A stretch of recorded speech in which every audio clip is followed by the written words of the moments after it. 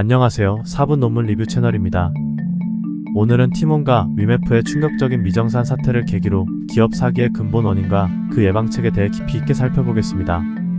이를 위해 다루어 볼 논문은 2010년에 발표된 기업 사기와 경영자의 행동, 언론 보도를 통한 증거라는 제목의 연구입니다. 이 연구는 1992년부터 2005년 사이 39개의 기업 사기 사례를 분석했습니다. 연구진은 사기 삼각형과 계획된 행동 이론을 결합해 기업 사기를 분석했는데, 이는 재무적 측면뿐 아니라 인간의 심리와 행동 패턴까지 고려한 접근법입니다.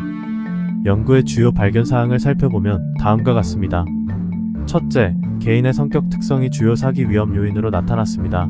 특히 과도하게 높은 생활 수준 유지에 대한 욕구, 독재적이거나 자기중심적인 성격, 지나친 자신감 등이 위험 신호로 지목되었습니다. 연구에 따르면 1985년에 창립되어 2007년에 파산한 미국의 천연가스 기업인 앨론의 최고 경영자였던 제프리 스킬링은 자신을 가장 똑똑한 사람으로 여기는 나르시시즘적 성향을 보였고, 이는 결국 회사를 파멸로 이끌었습니다.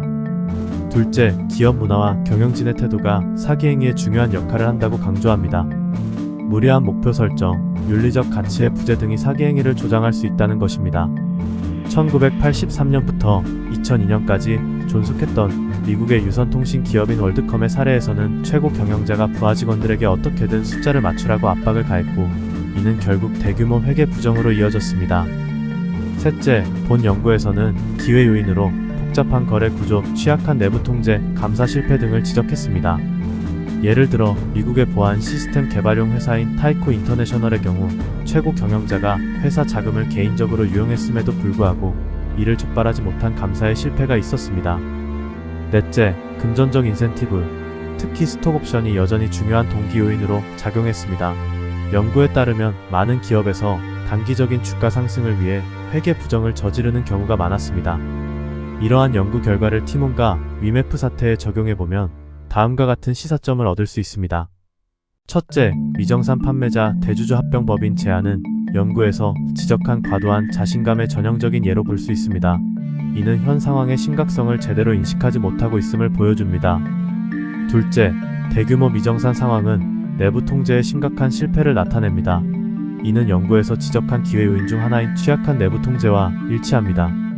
셋째, 지속적인 성장 압박과 무리한 목표 설정이 있었을 가능성이 높습니다. 이는 연구에서 언급한 기업 문화와 경영진의 태도가 사기 행위에 미치는 영향과 연관됩니다. 넷째, 스타트업 생태계에서 흔히 볼 수 있는 고위험 고수익 모델과 급격한 성장에 대한 압박이 윤리적 의사결정을 저해했을 가능성이 있습니다. 이는 연구에서 지적한 금전적 인센티브와 관련이 있습니다. 이 연구는 기업 사기를 예방하기 위해 다음과 같은 프레임워크를 제시합니다. 첫째, 디지털 거래의 투명성을 강화해야 합니다. 이는 팀원과 위메프와 같은 이커머스 기업에 특히 중요한 제안입니다. 둘째, 실시간 모니터링 시스템을 구축해야 합니다. 이는 대규모 미정산 사태를 조기에 발견하고 예방하는 데 도움이 될 수 있습니다. 셋째, 윤리적 기업 문화를 조성해야 합니다. 이는 단기적 성과보다는 장기적이고 지속 가능한 성장을 추구하는 문화를 만드는 것을 의미합니다. 넷째, 규제 기관의 역할을 강화해야 합니다. 특히 빠르게 성장하는 스타트업 분야에 대한 적절한 규제와 감독이 필요합니다. 이러한 연구 결과는 우리에게 다음과 같은 질문을 던집니다.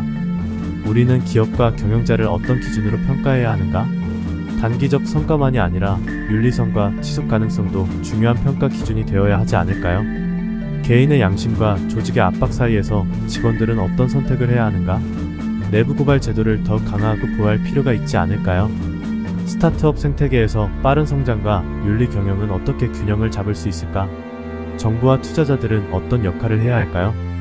팀원과 위메프 사태는 많은 피해자를 낳은 비극적인 사건이지만, 이를 통해 우리 사회가 기업 윤리와 리더십에 대해 진지하게 고민하고 토론할 수 있는 계기가 되었다는 점에서 의미가 있습니다.